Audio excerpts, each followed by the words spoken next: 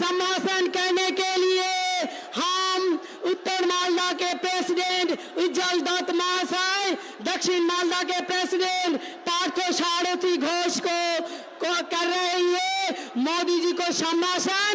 मालदा के रेशम शिल्प, रेशम के बस्ते से मोदी जी को सम्भाषण कर रहे हैं हमारा दो प्रेसिडेंट।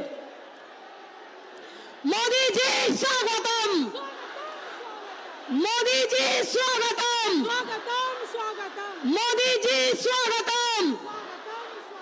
और एक बार, बार बार, बार बार, बार बार, बार बार, यही बार, यही बार, यही बार।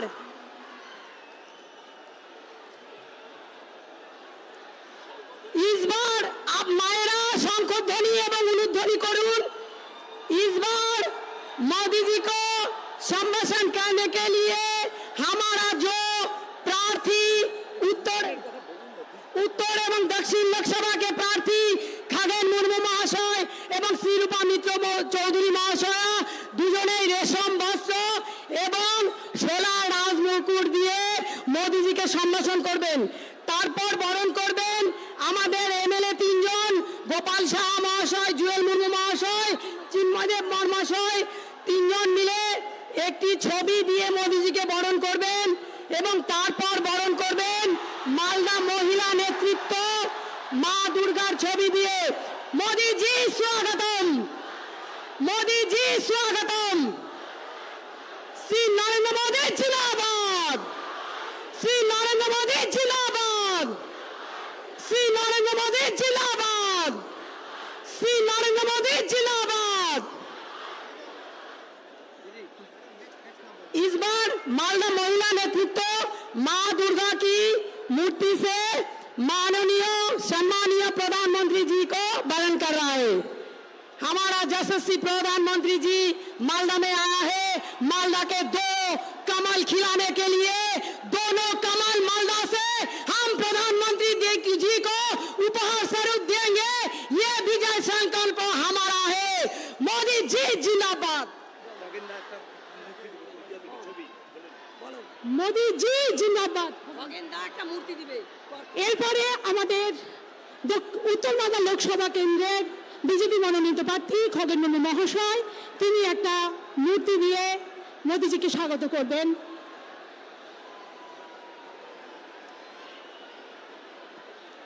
मोदी जी स्वागतम, मोदी जी स्वागतम। এরপরে আমাদের রাজ্য সাধারণ সম্পাদক, এরপরে আমাদের বিধায়করা জুয়েল মুর্মু, গোপাল সাহা এবং চিন্ময়দেব বর্মন মোদিজিকে স্বাগত করবেন ছবি দিয়ে। मोदी जी जिंदाबाद, बीजेपी जिंदाबाद, मोदी जी स्वागतम। এরপরে আমরা আমাদের মঞ্চে কিছু বলার জন্য আমাদের রাজ্যের সাধারণ সম্পাদক ফালাকাটার বিধায়ক দীপক বর্মন মহাশয়কে কিছু বলার জন্য আমরা ডেকে নেব।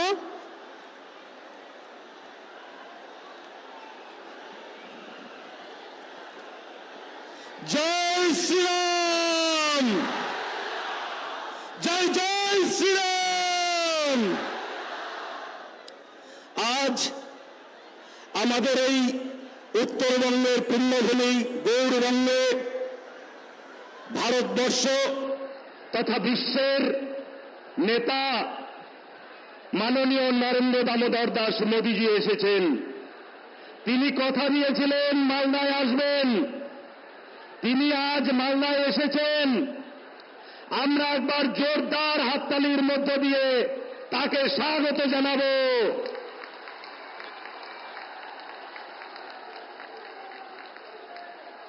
আজকের এই নির্বাচনী বিজয় সংকল্প সভা আমাদের উত্তর মালদা এবং দক্ষিণ মালদা কেন্দ্রের দুই প্রার্থীর সমর্থনে সভা। মাননীয় খগেন মুর্মু এবং শ্রীমতী শ্রীরূপা মিত্র চৌধুরী মহাশয়ার সমর্থনে এই সভায় দেশের প্রধানমন্ত্রী তথা বিশ্ব নেতা জননেতা মাননীয় নরেন্দ্র দামোদর দাস মোদীজিকে অনেক অনেক স্বাগত। আজকে আমরা তার বক্তব্য শুনতে এসেছি, অতএব আমরা তার বক্তব্য শুনব এবং শৃঙ্খলা বজায় রেখে তার বক্তব্য শুনব, সেই দিকে আমাদের প্রত্যেকের দৃষ্টি দিতে হবে। আমি আর আমার বক্তব্যকে দীর্ঘায়িত করছি না, আমরা এবারে তার বক্তব্য শোনার জন্য অধীর আগ্রহে অপেক্ষায় আছি। ধন্যবাদ।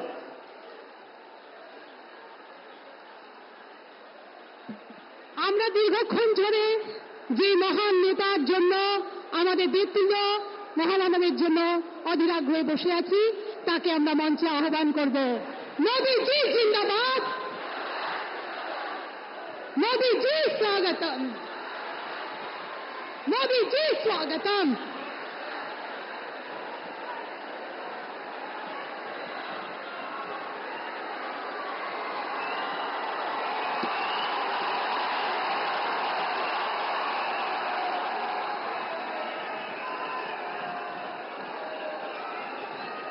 जय मां काली, जय मां दुर्गा। भारत माता की, भारत माता की। आज देश में दूसरे चरण का मतदान हो रहा है और अब तक की जो खबरें आ रही हैं, सुबह से ही लोग उत्साह उमंग के साथ लोकतंत्र का उत्सव मना रहे हैं। अपने अपने मोहल्ले से गाजे बाजे के साथ भारत माता की जय बोलते बोलते सब लोग मतदान करने के लिए जा रहे हैं। जो लोग मतदान के लिए उत्साह से निकल पड़े हैं, मैं उनका हृदय से बहुत बहुत अभिनंदन करता हूं। लोग साथियों, बंगाल में लोकतंत्र के इस पर्व का एक अलग ही उत्साह दिखता है। मैंने हेलीपैड पर भी देखा, जितने लोग यहां हैं, हेलीपैड से यहां रास्ते भर उतने ही लोग आशीर्वाद दे रहे थे।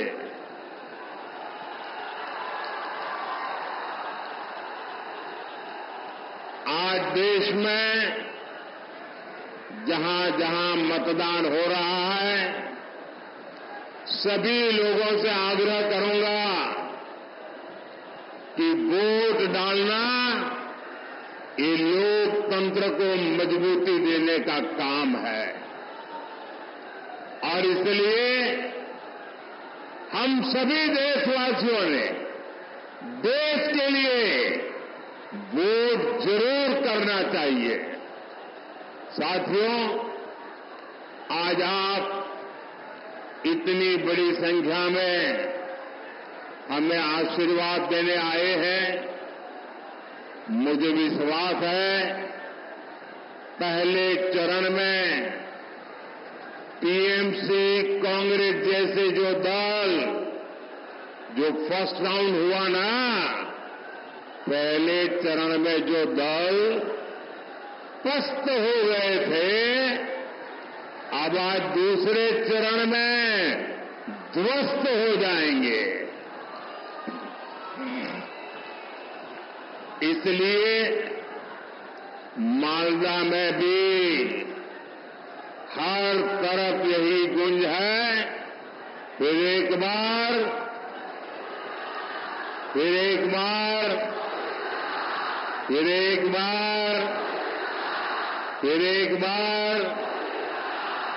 आभार एक बार, आभार एक बार, आभार एक बार। साथियों, एक समय था जब बंगाल पूरे देश के विकास का नेतृत्व करता था। चाहे सामाजिक सुधार हो तो बंगाल का नेतृत्व, वैज्ञानिक प्रगति हो बंगाल का नेतृत्व, फिलॉसफी की प्रगति हो बंगाल का नेतृत्व, अध्यात्म में प्रगति हो बंगाल का नेतृत्व, देश के लिए बलिदान देना हो बंगाल का नेतृत्व। यानी जीवन का कोई ऐसा पहलू नहीं था जिसका नेतृत्व हमारे बंगाल ने न किया हो।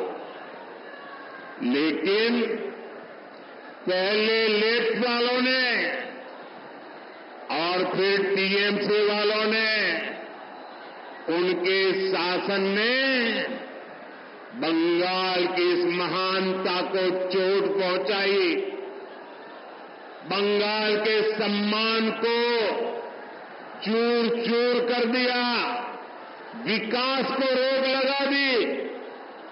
टीएमसी के राज में बंगाल में एक ही चीज चलती है, हजारों करोड़ के स्कैम, शारदा चिटफंड स्कैम, रोज वैली चिटफंड कैंप, पशु तस्करी घोटाला, नगर पालिका नियुक्ति घोटाला, राशन घोटाले, कोयला तस्करी घोटाला, घोटाले टीएमसी करती है और भुगतान ये बंगाल के जनता को पड़ता है। ऐसा कोई काम नहीं है जो बंगाल में बिना कट कमीशन के होता हो। यहां तक कि इन्होंने किसानों तक को नहीं छोड़ा। हमारे किसान भाई मंडी में 1 क्विंटल गेहूं बेचने जाते हैं तो इसका एक बड़ा हिस्सा बिचौलिए खा जाते हैं। साथियों, टीएमसी ने यहां युवाओं के भविष्य के साथ लगातार खिलवाड़ किया है। इन्होंने इतना बड़ा शिक्षा घोटाला किया,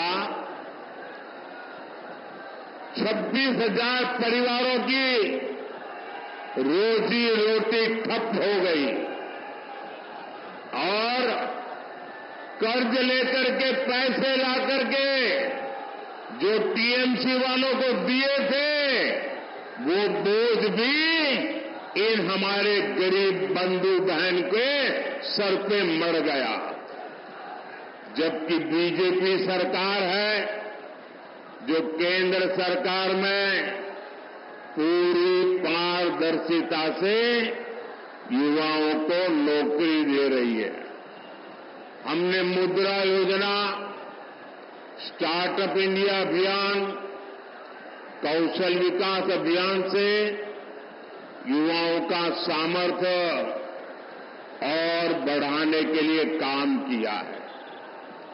बीजेपी सरकार की नीतियों से देश में नए नए सेक्टर्स बन रहे हैं जहां युवाओं को ज्यादा से ज्यादा अवसर मिल रहे हैं। लेकिन बंगाल में टीएमसी ने युवाओं के विकास के सारे दरवाजे बंद कर रखे हैं। साथियों, बंगाल रामकृष्ण परमहंस, स्वामी विवेकानंद, नेताजी सुभाष, गुरुदेव टैगोर, डॉक्टर मुखर्जी की धरती है। मैं अपने बंगाल को ऐसे ही पिछड़ते हुए नहीं देख सकता। टीएमसी जैसी भ्रष्ट पार्टी के बावजूद केंद्र की बीजेपी सरकार बंगाल के विकास के लिए पूरी शक्ति से काम कर रही है। भाजपा सरकार की योजना की वजह से आपको मुफ्त राशन मिल रहा है। साथियों,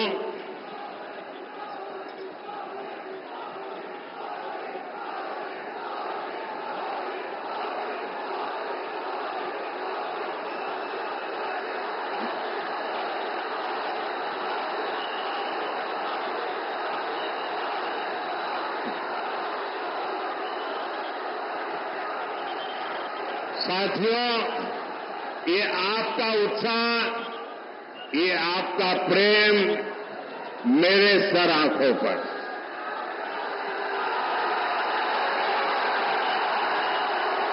आप इतना प्यार दे रहे हैं, इतना प्यार दे रहे हैं, ऐसा लगता है या तो पिछले जन्म में मैं बंगाल में पैदा हुआ था या तो अगले जन्म में बंगाल की किसी मां के गोद से पैदा होने वाला हूं। शायद इतना प्यार कभी नसीब नहीं होता भाइयों।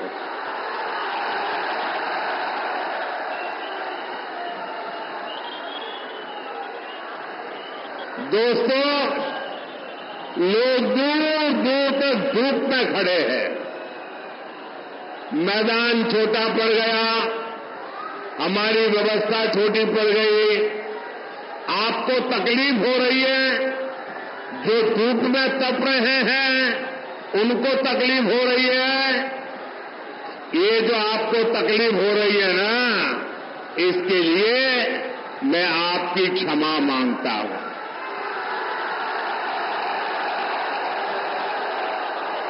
लेकिन जो धूप में तप रहे हैं उनको मैं कहता हूं, आपकी ये तपस्या मैं बेकार नहीं जाने दूंगा।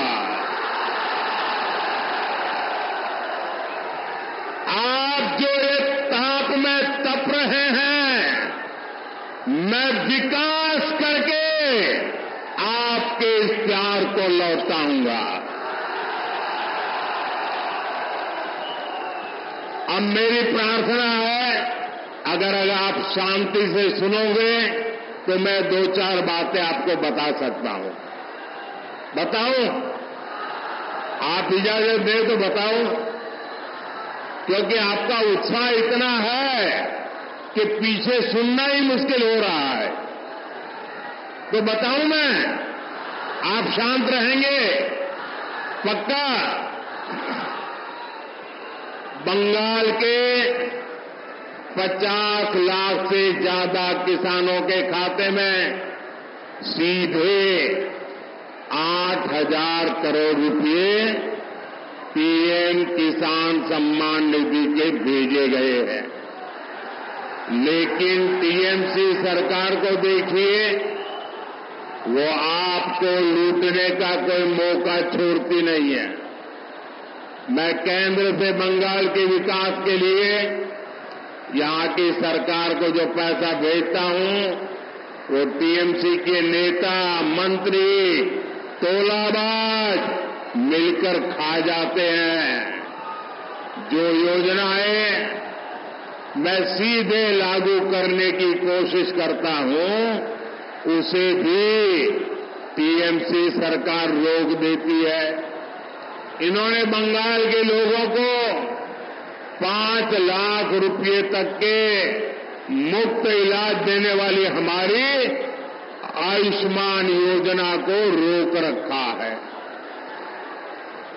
अभी भाजपा ने हर बुजुर्ग को 5 लाख रुपए तक के मुफ्त इलाज का ऐलान किया है, लेकिन बंगाल के बुजुर्गों को इस योजना का लाभ भी ये टीएमसी वाले नहीं लेने देंगे।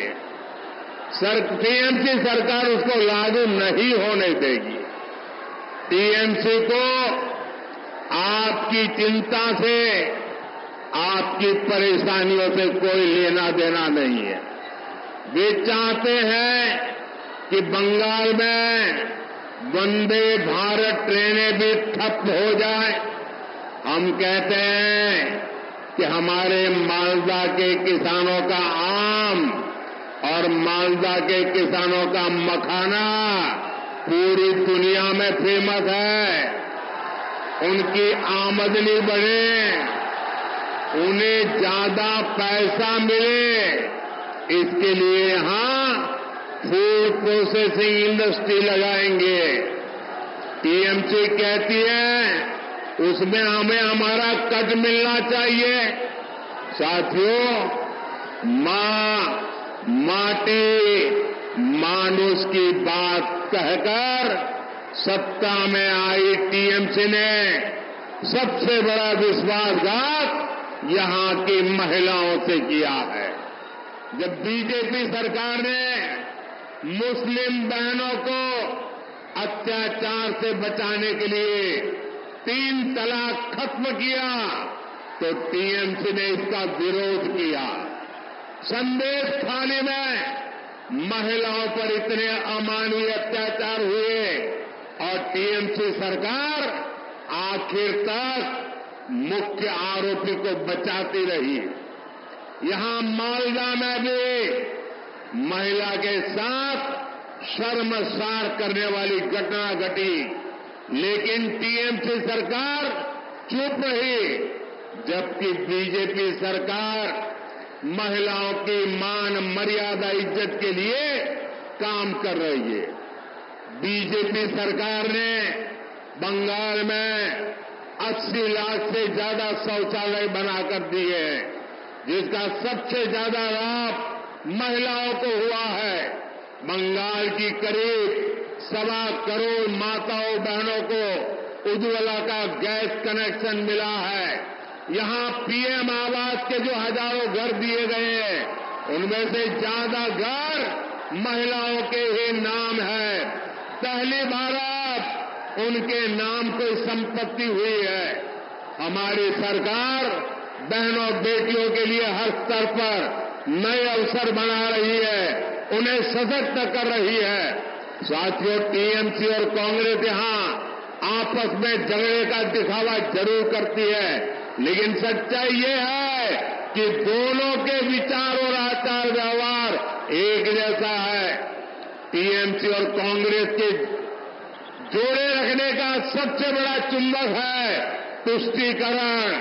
तुष्टीकरण के लिए ये दोनों पार्टियां कुछ भी कर सकती है। तुष्टीकरण की खातिर ये लोग देश हित के लिए किए गए हर निर्णय को वापस पलटना चाहते हैं। इंडी गठबंधन वाले कहते हैं कि वो कश्मीर में आर्टिकल 370 फिर बहाल करेंगे। टीएमसी और कांग्रेस के नेता कह रहे हैं कि सत्ता में आए तो सीएए कानून को रद्द कर देंगे। आप मुझे बताइए, बंटवारे से पैदा हुए देशों में जहां हिंदू, सिख, ईसाई, बौद्ध धर्म के लोगों पर जुल्म ढाए जाते हैं, जहां उनको धर्मांतरण के लिए मजबूर किया जाता है, जिनके आस्था स्थलों, मंदिरों, गुरुद्वारा, चर्च ध्वस्त कर दिए जाते हैं, जिनकी बहन बेटियों का जबरन शादी करके उनका धर्मांतरण करवा दिया जाता है, आखिर वो कहां जाएंगे? इसमें बहुत बड़ी संख्या में हमारे दलित भाई बहन हैं। तुष्टीकरण के लिए टीएमसी कांग्रेस इन्हें भी ठुकरा देना चाहती है। सीएए नागरिकता छीनने का नहीं, बल्कि नागरिकता देने का कानून है, लेकिन फिर भी टीएमसी लगातार झूठ बोलकर गप्पा फैला रही है। यही इन लोगों की सोच है। साथियों, मैं आपको इंडी गठबंधन के एक और खतरनाक इरादे के बारे में बताना चाहता हूं।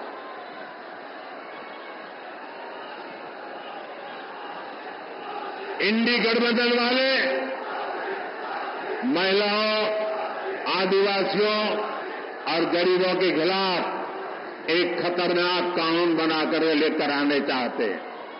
इस कानून में महिलाओं का मंगलसूत्र, आदिवासी महिलाओं के गहने, हर किसी की प्रॉपर्टी जांच कराने का ये कांग्रेस वालों ने ऐलान किया है। इसके लिए कांग्रेस के शहजादे विदेश से आई एक्सरे मशीन लाए हैं। वो पूरे देश में सबका एक्सरे कर देंगे। कांग्रेस का इरादा है कि जिसके पास जितना पैसा, सोना, चांदी होगा, जमीन होगी, सब पर कब्जा कर लिया जाएगा और फिर उसका एक हिस्सा ये लोग अपने वोट बैंक को दे देंगे। ये कांग्रेस ने घोषणा की है, लेकिन मजा देखिए, टीएमसी वाले भी उसके खिलाफ एक शब्द नहीं बोलते हैं। टीएमसी वाले चुपचाप कांग्रेस के इस एजेंडा को मौन रह करके समर्थन कर रहे हैं। आप देखिए टीएमसी और कांग्रेस में तुष्टीकरण का कैसा कंपटीशन चल रहा है। टीएमसी सरकार बंगाल में बांग्लादेशी घुसपैठियों को लाकर बसाने का काम करती है। इन घुसपैठियों को आपकी जमीन खेत पर कब्जा करवाती है और कांग्रेस आपकी संपत्ति ऐसे वोट बैंक में बांटने की बात कर रही है। साथियों, कांग्रेस तो आपके नहीं रहने के बाद आपकी संपत्ति पर भी 55% टैक्स लगाने की योजना बना रही है। यानी आपके जीवन भर की कमाई आपके बाद आपके बेटे बेटियों को नहीं मिलेगी। उसमें से आधे से ज्यादा कांग्रेस सरकार जब्त कर लेगी और संपत्ति जाएगी कहां? कांग्रेस के वोट बैंक के पास। कांग्रेस के फॉर्मूलों को जानने के बाद पूरा देश कह रहा है कांग्रेस के लोग जिंदगी के साथ भी और जिंदगी के बाद भी। कांग्रेसेर लोग बेंचे थाकार समयो मोरे जाबार पड़े हो। साथियों, कांग्रेस पार्टी एससी, एसटी और ओबीसी के आरक्षण पर भी बड़ा डाका डालने की तैयारी कर रही है। कर्नाटका में जहां कांग्रेस की सरकार है, वहां कांग्रेस काफी पहले ओबीसी के आरक्षण में सारे मुस्लिमों को हिस्सेदारी दे चुकी है।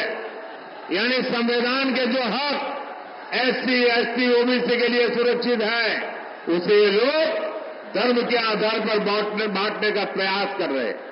अब कर्नाटका मॉडल कांग्रेस पूरे देश में लागू करना चाहती है। क्या आप इस साजिश को कामयाब होने देंगे? साथियों, आपका एक वोट विकसित भारत, विकसित बंगाल के सपने को पूरा करेगा। मालदा उत्तर से बीजेपी प्रत्याशी और लोकसभा में मेरे बहुत अच्छे साथी श्रीमान खगेन मुर्मू जी और मालदा दक्षिण से श्री रूपा मित्रा चौधरी जी, जिसको आप निर्भया दीदी के नाम से जानते हैं। ये हमारी निर्भया दीदी और हमारे मुर्मू जी 7 मई को इनको आपका एक एक वोट जो देंगे ना, ये आपका वोट सीधा सीधा मोदी के खाते में जाएगा। मेरा अनुरोध है यहां से जाकर के हर परिवार में जाकर के कहना, मोदी जी ने आपको जय श्री राम भी कहा है। मेरे साथ बोलिए भारत माता की, भारत माता की, भारत माता की, भारत माता की।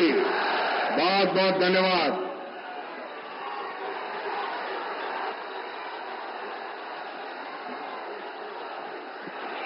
আমাদের মাননীয় সাংসদ এবং এবারে উত্তর মালদার প্রার্থী মাননীয় খগেন মুর্মু মহাশয় একটি প্রতীকী তীর ধনুক মাননীয় প্রধানমন্ত্রীর হাতে তুলে দেবেন।